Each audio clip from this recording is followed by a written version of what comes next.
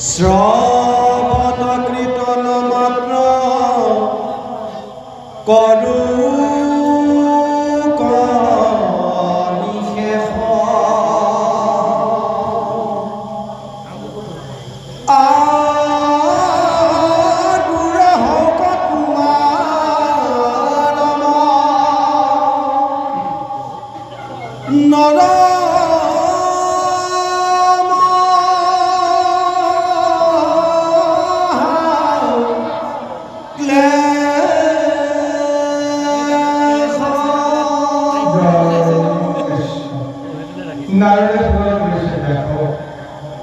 তুমি আজি জগতক এনেকুৱা ৰাস্তালৈ লৈ গলা যিসকল বিষয়ী তেওঁলোকে ধ্বংসৰ মুখলৈ গৈ আছে, কিন্তু যিসকল সাধু সন্ত মহন্ত পণ্ডিত এইসকলে তোমাৰ এই সৃষ্টিৰ আজি তেওঁলোকে যদি পৰ্যবেক্ষণ কৰিছে, বিশ্লেষণ কৰিছে, তেতিয়াহ'লে তেওঁলোকে জানিছে যে আচলতে তোমাৰ এই ৰাস্তাটোৱে জগতক ধ্বংস কৰে।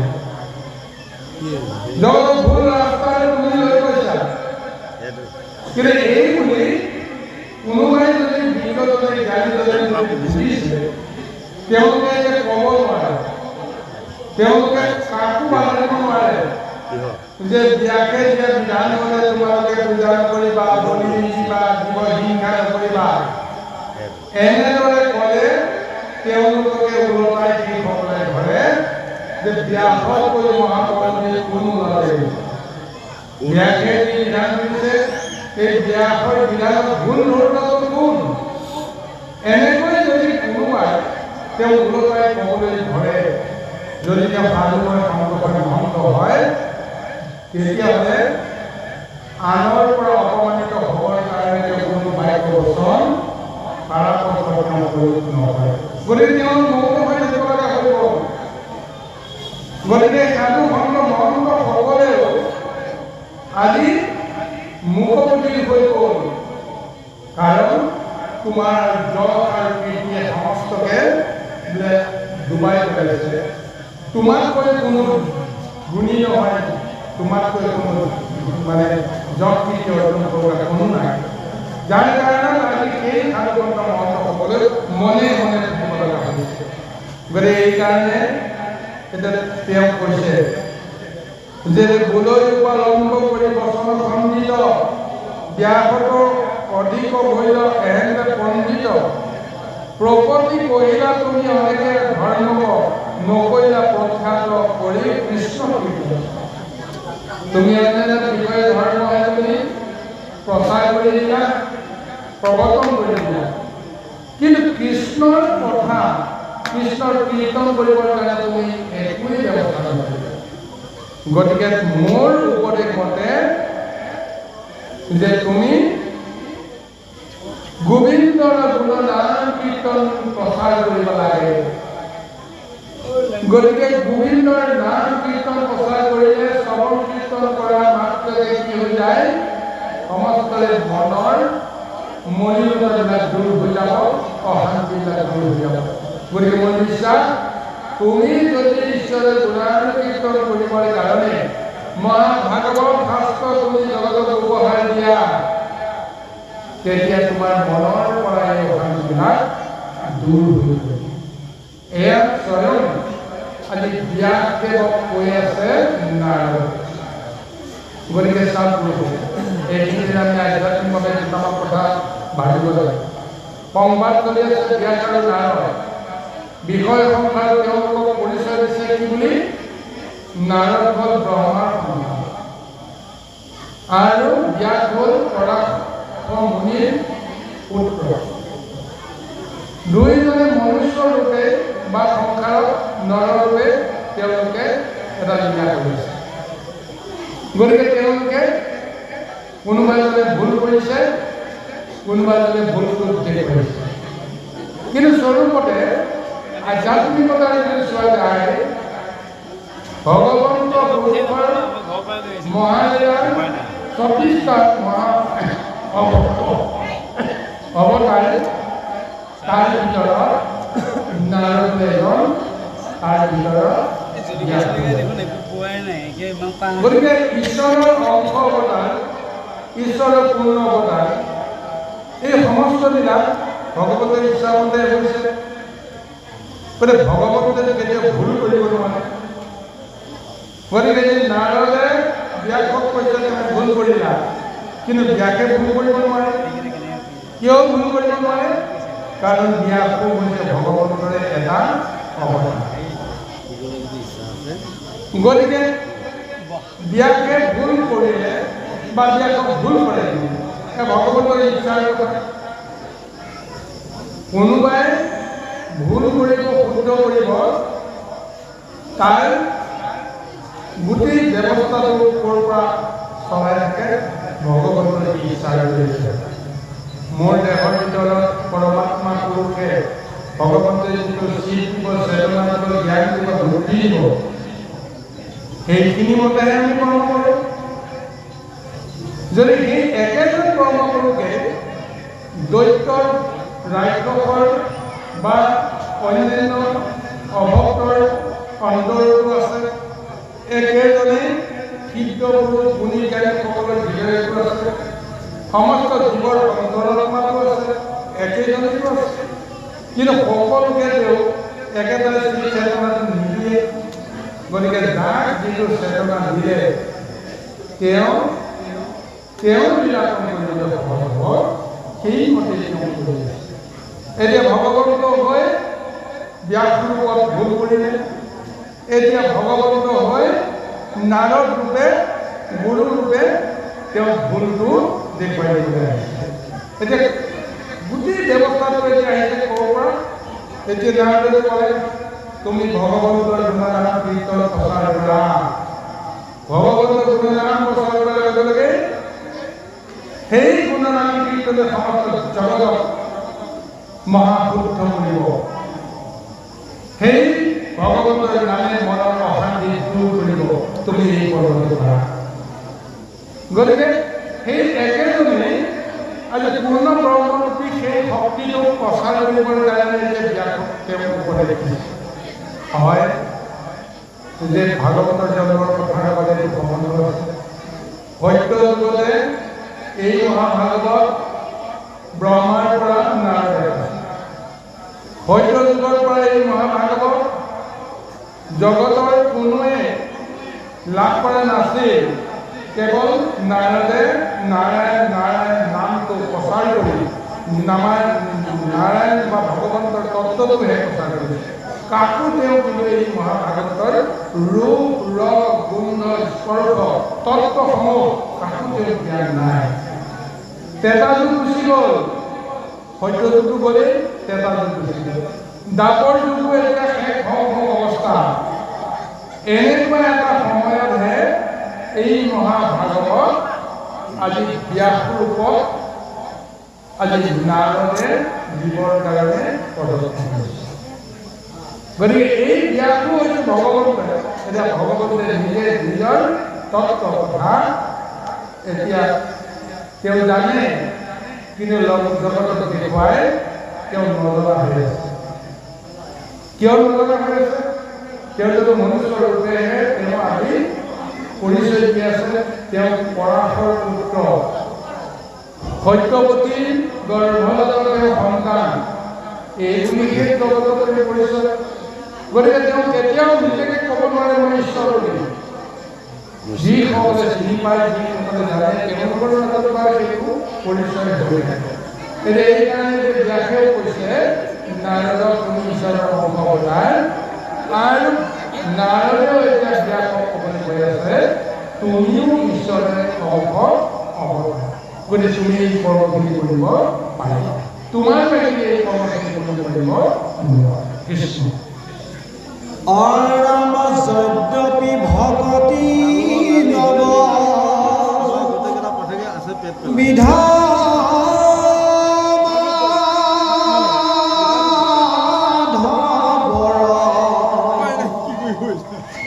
শ্ৰৱণ কীৰ্তন তাতো মহা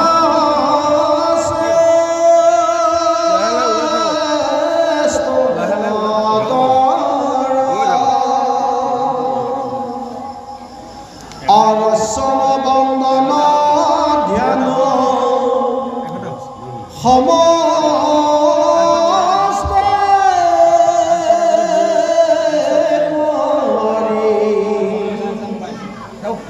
আৰু ৰাম যশ কীৰ্তনত ইয়াতি দুষ্ট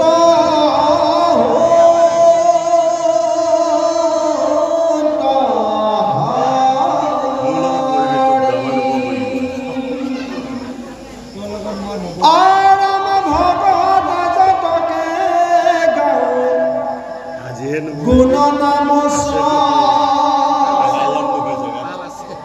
তাৰ মালা গান্ধী পিন্ধন্ত ক্ৰীম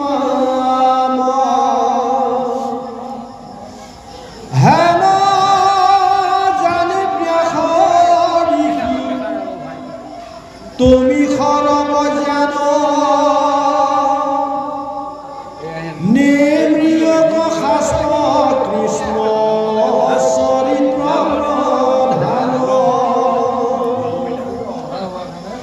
যিটো বাক্য নাই নাম কৃষ্ণৰ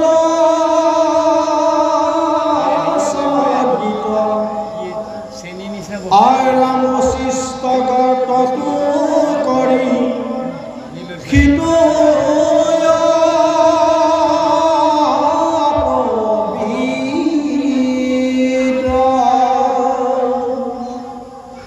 কাকতুল্য কামি পুৰু শৰণাতৰণী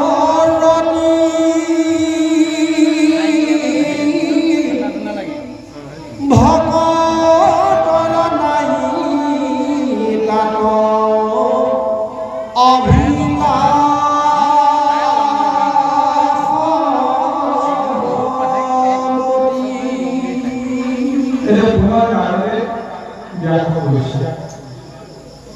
যে ভগৱন্তৰ গুণানুগ চৰিত্ৰ কিয় তুমি ভাগৱত আকাৰত তুমি প্ৰচাৰ কৰিব লাগে জানা? এই ভাগৱতৰ নাম লৈ তোমাক নিজকো শুদ্ধ কৰিব আৰু জগতকো শুদ্ধ কৰিব। জগতৰ জীৱবিলাকক মুক্তিৰ ব্যৱস্থা দিবলৈ হ'লে ভক্তিৰ ব্যৱস্থাৰ মাজত এই জীৱসকলক মানৱসকলক লৈ যাব লাগে। কিন্তু তুমি জানা যে নৱবিধা ভক্তিৰ জৰিয়তে ভকতক উদ্ধাৰ কৰিবৰ কাৰণে ভগৱানে ব্যৱস্থা কৰিছে, কিন্তু নৱবিধা ভক্তি সকলোৰে কাৰণে ভগৱান নহয়। শ্ৰৱণ কীৰ্তন স্মৰণ অৰ্চন বন্দন দাস্য ভক্তিত্ব পদসেৱন আত্ম এয়া হৈছে নৱবিধ ভক্তিৰ প্ৰকাৰ। এই নৱবিধ ভক্তিৰ আচৰণ সকলোৱে কিন্তু ল'ব নোৱাৰে। গতিকে কেনেকৈ মুক্তি পাম? গতিকে এই নৱবিধ ভক্তিৰ ভিতৰত আটাইতকৈ শ্ৰেষ্ঠ ভক্তিটোৱেই হৈছে শ্ৰৱণ আৰু তাৰপিছত কীৰ্তন। আজি নাৰদে সিদ্ধান্ত এই শ্ৰৱণ কৰাৰ অধিকাৰ, শ্ৰৱণ কৰাৰ সুযোগ আৰু সুবিধা সমস্ত জনৰে আছে। সি পাপী হওক, তাপী হওক, ধাৰ্মিক হওক, যি পৰ্যায়ৰ ধৰণৰ হওক, কৰ্ণখন আছে মানে তেওঁ শ্ৰৱণ কৰিব পাৰে। তেওঁ মুখখন আছে মানে তেওঁ ক'ব পাৰিব, কীৰ্তন কৰিব পাৰিব। এই শ্ৰৱণ আৰু কীৰ্তন কেৱল ঈশ্বৰৰ অৰ্থে তুমি প্ৰৱৰ্তন কৰিব লাগিব। এতিয়া তোমাৰ শাস্ত্ৰ ব্যৱস্থা ঈশ্বৰৰ অৰ্থে শ্ৰৱণ কীৰ্তন নাই। 14 শাস্ত্ৰ লিখিলা, 18 পুৰাণ লিখিলা, 17 পুৰাণ লিখিলা, বেদৰ তত্ত্ব লিখিলা, দেৱতাৰ বা কোনোবা জনৰ বিশেষ কোনোবা জনৰ দৰকাৰ কি কি বৰ্ণনা হৈ আছে। ইয়াৰ মাজতে ঈশ্বৰৰ তত্ত্ব তুমি যে প্ৰচাৰ কৰিছা এইবিলাক লুপ্ত হৈ আছে।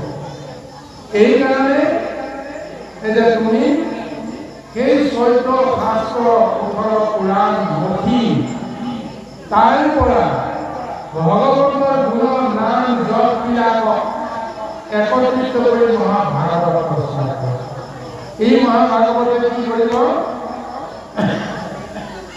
ভকতে যতে গাৱে গুণ নাম ছয়, তাৰ মালা গান দিয়া পিন্ধন্ত কৃপাময়, হেন জানি ব্যাকৰ যি তুমি সৰ্বজান, নিৰ্মিয়োগ শাস্ত্ৰ কৃষ্ণ চৰিত্ৰ প্ৰধান।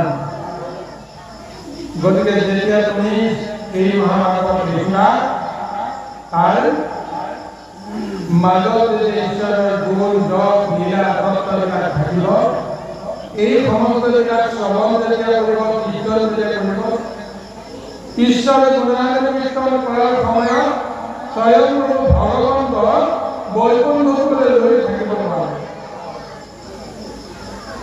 তেওঁ বৈকুণ্ঠৰ পৰা তেওঁ নামি আহিব। যোগীৰ হৃদয়ত, যোগীয়ে যেতিয়া ভগৱানক ধ্যান কৰে, তপ কৰে, যোগীৰ হৃদয়ৰ লগত ভগৱানৰ সম্বন্ধ থাকে। কিন্তু একান্তভাৱে কোনোবা ভক্তই যদি তেওঁ গুণানুচৰিত শ্ৰৱণ কৰি থাকে, কীৰ্তন কৰি থাকে, তেতিয়াহ'লে ভগৱন্তই বৈকুণ্ঠৰো লৈ থাকিব নোৱাৰে। তেওঁ মৃত্যুলৈ আহিব। য'ত তেওঁ গুণানুকীৰ্তন চলি আছে তাত তেওঁ উপস্থিত হ'ব। গতিকে তাতে কৈ আছে যে যেতিয়াই তেওঁ গুণানুকীৰ্তন কৰোৱা কোনোবা ভক্ত সমস্ত কৰিব, তেতিয়া তেওঁ এই সমাজলৈ থাকি কোনে মোৰ নাম ধ্যান কৰিছে, কোনে মোৰ নাম কীৰ্তন কৰিছে, কোনে মোৰ নাম শ্ৰৱণ কৰিছে, প্ৰত্যেকৰ কাৰণত তেওঁ এডাল এডাল নামৰ মালা তেওঁ গাঁঠি গৈ থাকে। গতিকে আজি যে আপোনাৰ সকলোৱে ইয়াত উপস্থিত হৈ সমবেত ঈশ্বৰৰ গুণ কীৰ্তন কৰিছে, এতিয়া নাৰদৰ এই যিটো উপদেশ ইয়াত দিছে, ইয়াতেই উল্লেখ কৰিছে। ভগৱন্তই ইতিমধ্যে আমাৰ চাৰিওফালে তেওঁ ৰৈ আছে, শ্ৰৱণ কৰি আছে, কীৰ্তন শুনি আছে। আৰু সমস্তবিলাকৰ মাজত প্ৰত্যেকৰে অন্তৰ্গত ক'ব ভগৱন্তে কোনে কোনে এক মনে এক চিত্তে মোৰ নাম শ্ৰৱণ কৰিছে, যিমানটা নাম তেওঁ শ্ৰৱণ কৰিছে, হৃদয়ত ধ্যান কৰিছে, ভগৱন্তে এই এটা এটা নামত এটা এটা ফুলৰ নামৰ মালা গাঁঠি গাঁঠি ৰাতিপুৱা যেতিয়া ভাগৱত শেষ হ'ব, সকলোৱে যেতিয়া ঘৰে ঘৰে গুচি যাব, তেতিয়াই কৃষ্ণই এই মালাবিলাকৰ গাঁঠি দিব। গাঁঠি সম্পূৰ্ণ তেতিয়াহে হ'ব। যোনে যিমান নাম লৈছে সেই নামৰ মালা গাঁঠি গাঁঠি বৈকুণ্ঠলৈ তেওঁ আনন্দমে যাব। আৰু বৈকুণ্ঠ বাকী আগত ভকতৰ যশ গুণ গাই তেওঁ আনন্দ কৰি নৃত্য কৰি ভকতৰ নামৰ মালা তেওঁ পৰিধান কৰিব। আজি এই ভাগৱতৰ পত্ৰৰ কথা এনেদৰে আজি আমাক সুন্দৰভাৱে ভাগৱতৰ জৰিয়তে নাৰদৰ উপদেশ অনুসৰি আমাক দিছে। আৰু লগতে কৈছে কি জানে, এইখন জগতত যি আছে সমস্ত কৃষ্ণময় এটা ব্যৱস্থাই আছে। সৃষ্টিখন কোনে কৰিলে? স্বয়ং ভগৱতে কৰিছে।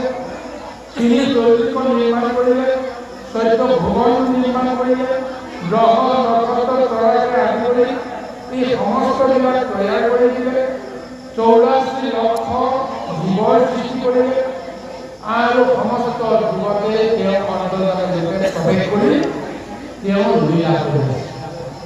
গতিকে এইজন প্ৰভু ভগৱন্তে এতিয়া সৰ্বব্যাপ্ত হৈ আছে। গতিকে এই সৰ্বব্যাপ্ত কৃষ্ণ নাম যিজনে নলয় সেইজনক কি বুলি কোৱা হৈছে? যিটো বাইকে নাই নাম কৃষ্ণৰ চৰিত্ৰ উচিত বৰ্ণন কৰে যিটো অপবিত্ৰ। য'ত কৃষ্ণ নাম নাই, কৃষ্ণৰ জৰিয়তে শব্দবোৰ সৃষ্টি হৈছে। কৃষ্ণই হৃদয়ত থাকি বায়ুৰূপে সেই শব্দৰ ধ্বনিটো প্ৰকাশ কৰি দিছে। কণ্ঠমূলক বেদৰ বিভাজন ঘটিছে, বেদৰ জন্ম হৈছিলে আৰু সেই বেদ পৰম্পৰাত জিভাৰ জৰিয়তে মুখৰ পৰা বাহিৰ হৈ আছে শব্দ।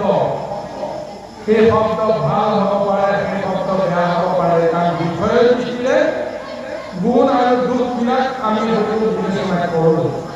কিন্তু ভগৱানে যি শব্দ ব্ৰহ্ম প্ৰয়োগ কৰিছে, প্ৰচাৰ কৰিছে, জন্ম দিছে, এয়া কেতিয়াও দুখ আৰু গুণৰ ব্যৱস্থা নহয়। কৰ্মৰ কাৰণত কেতিয়াবা ভাল হৈছে, কেতিয়াবা বেয়া হৈছে, কিন্তু ভগৱন্তৰ নামত ভাল আৰু বেয়া কেতিয়াও থাকিব নোৱাৰে। পজিটিভ আৰু নিগেটিভ ৰিজাল্ট তাৰ যদি সংযোগ হ'লে বিজুলী বাতিটো যদি নজ্বলে, কোনোবা এটা তাৰ যদি বেয়া হয়,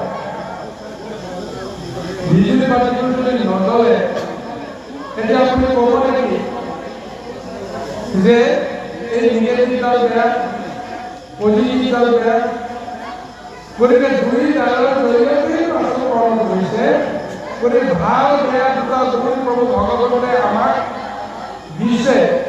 এই গুণৰ বিচাৰত ভগৱন্তে নিৰ্বাচনা কৰিছে। এইকাৰণে ভগৱন্তে কেতিয়াও দৈত্য দানৱ অসুৰ হ'লেও ভগৱন্তে তেওঁলোকক কিন্তু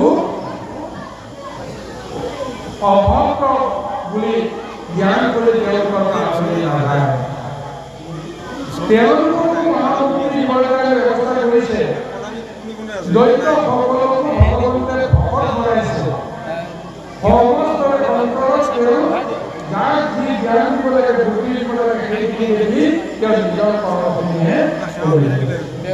গতিকে সেইকাৰণে য'ত কৃষ্ণ গুণনাম নাই, ক'ত কৃষ্ণ গুণনাম নাই? সেই নৰকাসুৰৰ জৰিয়তে কৃষ্ণ গুণনাম আছে। হিৰণ্যমুখীৰ নামত কৃষ্ণ গুণনাম আছে। সদায় বিষ্ণুৰ নাম আছে। কংসই সদায় কৃষ্ণৰ নাম লৈ আছে। ৰাৱণে সদায় ৰামৰ নামে লৈ আছে। ভক্তমুক্তি আৰু নিত্যমুক্তি দুটা ব্যৱস্থাৰে আমাৰ কেৱল মায়া মোহিত কৰাই কোনটো বুজিব পৰা কৰিছে। কিন্তু স্বৰূপতে সমস্তবিলাকতে কেৱল নামেই বুজিছে। য'ত কৃষ্ণ নাম নাই তাত উচিত বৰ্ত বুলি কৈছে। লেতেৰা ময়লা এই সমস্ত ক'ত আমি পেলাওঁ? দুৰ্গন্ধযুক্ত ব্যৱস্থাবিলাক ক'ত থাকে? ময়লা নৰ্দমা এই লেতেৰা শক্তি নৰক শক্তি এটা ব্যৱস্থা মানি থাকে। তাৰ সাধু সন্ত মহন্ত কেতিয়াও তালৈ নাযায়। তাত কোনবিলাক যায়? গেলা পচা বিচাৰি ফুৰা, অশিষ্ট দ্ৰব্যবিলাক ভোগ কৰি আনন্দ পোৱা কাউৰী শগুনৰ দৰে এই জীৱবিলাকে এই লেতেৰা বৰ্তমান ময়লাময় জেগাবিলাক যায়। য'ত কৃষ্ণ গুণনাম নহয় তাত ভকত নাযায়। য'ত কৃষ্ণ নাম কোনোদিন উচ্চাৰণ নহয়, সদায় বিষয়ে ধান্দা থাকে, ক'ৰ পৰা দুপইচা মানে সহজতে উপাৰ্জন কৰিব পাৰে, কাক ধন দিব পাৰি, কাক প্ৰবঞ্চনা কৰিব পাৰি, ক'ৰ পৰা চুৰ কৰিব পাৰি ইত্যাদি ইত্যাদি। যাৰ লগত লগ লাগিলে এই বেয়া বেয়া বুদ্ধিবিলাক আহে, সেইসকলেহে লগ লাগে। গতিকে সেই জাগাবিলাক য'ত কৃষ্ণৰ নাম নাই তাক সেই উচিত কৰ্মৰ লগত কৰিব। গতিকে সেইবোৰ সমস্ত আজি ঈশ্বৰ আমাৰ দেহৰ ভিতৰত অন্তৰ্গত আছে, কিন্তু আমি বুজিব যত্ন কৰা নাই যে আমাক কোনে শক্তি দিছে, কাৰ শক্তিত আমি কৰ্ম কৰি আছো, কোনে আমাক চেতনা দিছে, কোনে আমাক জ্ঞান দিছে, বুদ্ধি দিছে, ক'ব নোৱাৰো। কিন্তু আমি ক'ব পাৰিব লাগিব এটি দেহ, এটি ইন্দ্ৰিয় সমস্তৰে আছে। কোনোবাই সেইটো দেহেৰে অসম্ভৱ সম্ভৱ কৰিছে, ঈশ্বৰ তুল্য এটা ৰূপ লৈছে, গুৰু ৰূপ লৈছে, সাধু সংঘ মহন্ত ৰূপ লৈছে। একে দেহৰ নৰসকলে কোনোবাই দস্যু হৈছে, দানৱ হৈছে, চুৰ হৈছে, ডকাইত হৈছে, লম্পট হৈছে, কাৰোবাক কেতিয়াবা পূজা কৰিবলৈ মন যায়, কাৰোবাক কেতিয়াবা তিৰস্কাৰ কৰিবলৈ মন যায়। কিয়? কাৰণ যিসকলে নিজৰ অন্তৰাত্মাত থকা সেই শক্তিটো মোৰ নহয় বুলি জ্ঞান কৰিব পাৰিছে, সেইসকলে সেই শক্তিটো যেতিয়া বিচাৰি পাইছে যে ঈশ্বৰে দিয়া শক্তিটোলৈহে মই আহি কৰ্ম কৰোঁ, সেইদৰে কেতিয়াও নিজৰ কৰ্মেৰে নিজকে কেতিয়াও অহংকাৰী কৰিব নোৱাৰে। এই ঈশ্বৰে নিশ্চয়তে সমৰ্থ কৰিছে বুলি যি কৰ্ম তেওঁ সাধন কৰিছে, এয়া ঈশ্বৰৰ কৰ্ম বুলি তেওঁ জ্ঞান কৰিব পাৰিলে মনৰ পৰা সেই অহংকাৰবিলাক নাইকিয়া হ'ব। যদিহে সেই কৰ্ম মই কৰিছোঁ বুলি, মই নিজ হাতেৰে যি কৰ্ম কৰিছোঁ বুলি, নিজ বল শক্তিৰে কৰিছোঁ বুলি যদি তেওঁ কৰ্ম কৰে, অহংকাৰ কৰে, সেয়া ঈশ্বৰৰ কৰ্ম হ'ব। মানে এই তত্ত্বটোকে ভাগৱতৰ জৰিয়তে, নাৰদৰ জৰিয়তে ব্যাপক জ্ঞানেৰে আমাৰ সমস্ত পৰম যিটো বাক্য আছে গুণ নাম মাধৱ,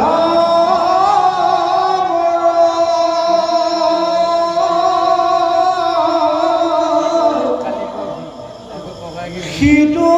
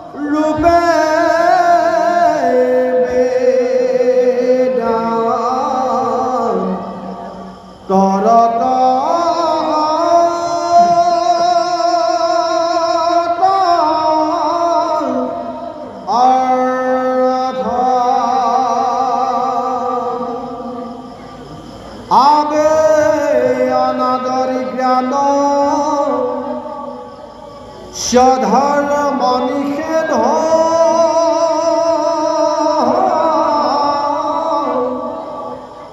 কেবল দিয়োক ভব তিৰয় দেখো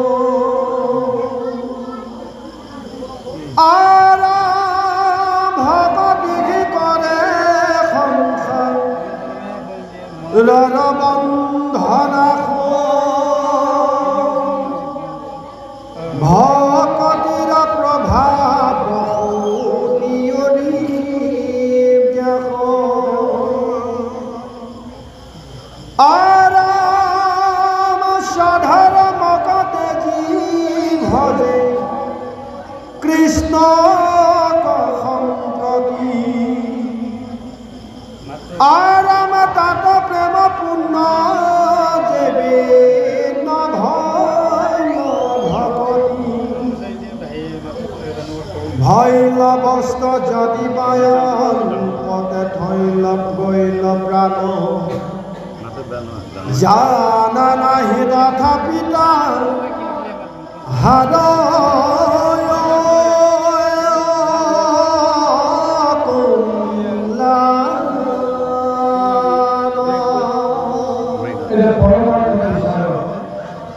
ঈশ্বরের নামে দরকার কি করবে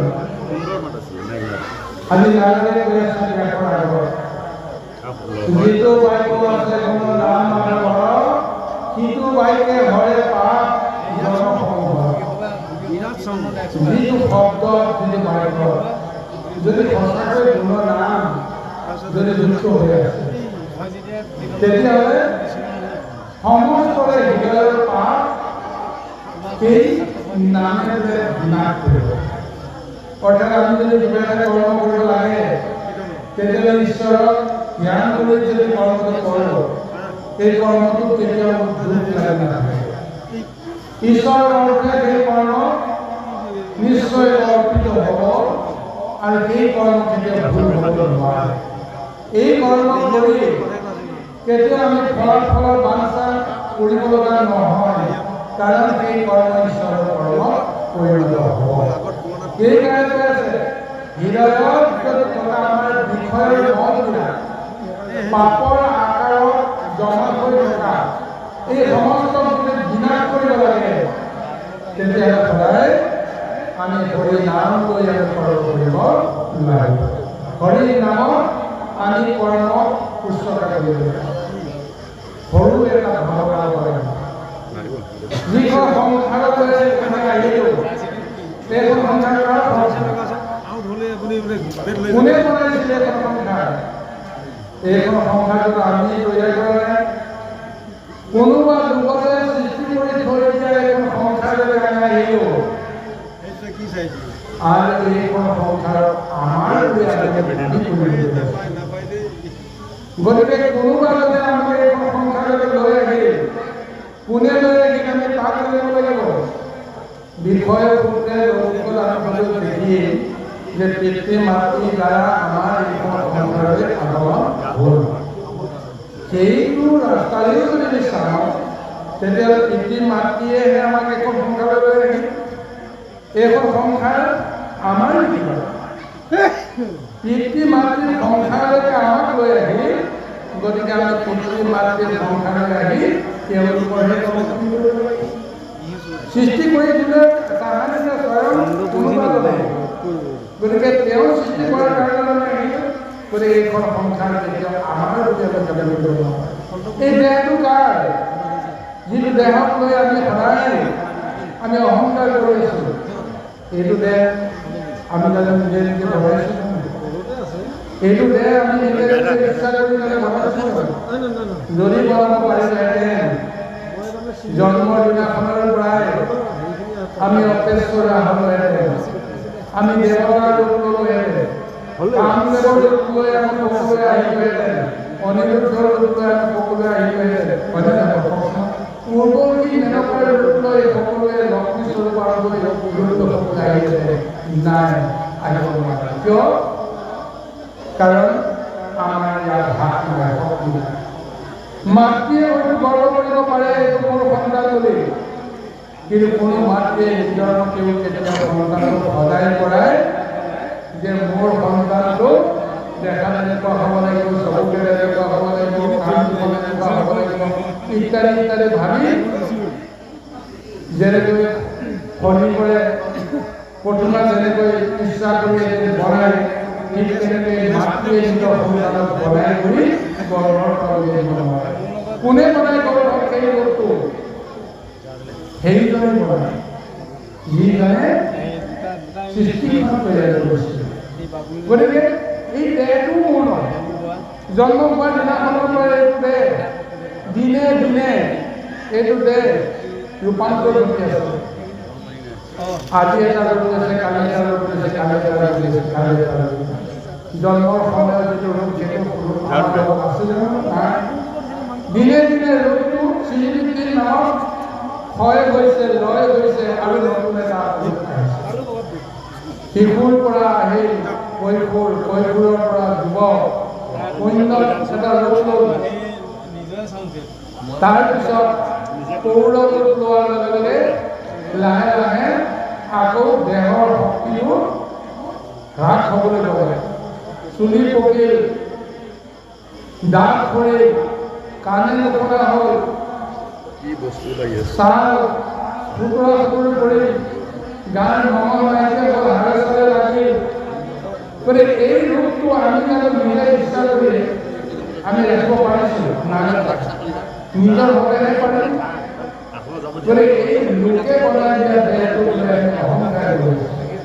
কোনে ৰাখি আছে এইটোকে?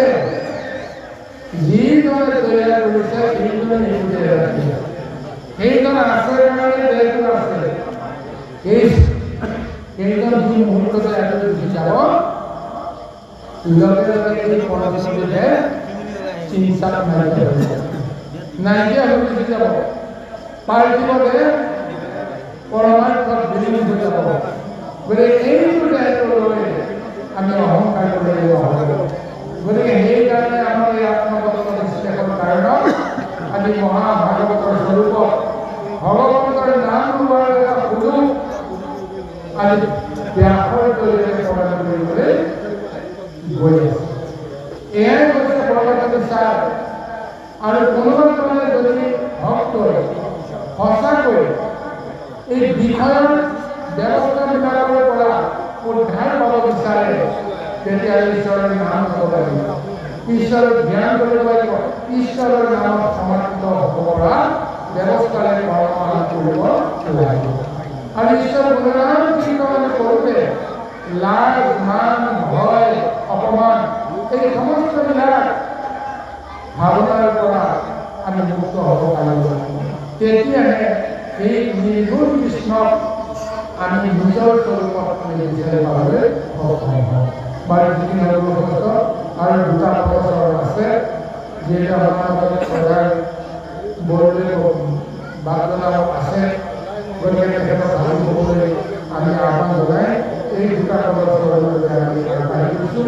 আহক আমি পৰৱৰ্তী দুটা প্ৰবচন হ'বলৈ আগবাঢ়ি ভাৰতৰ মহা আখ্যানলৈ আমি পুনৰ আৰম্ভ কৰিছোঁ।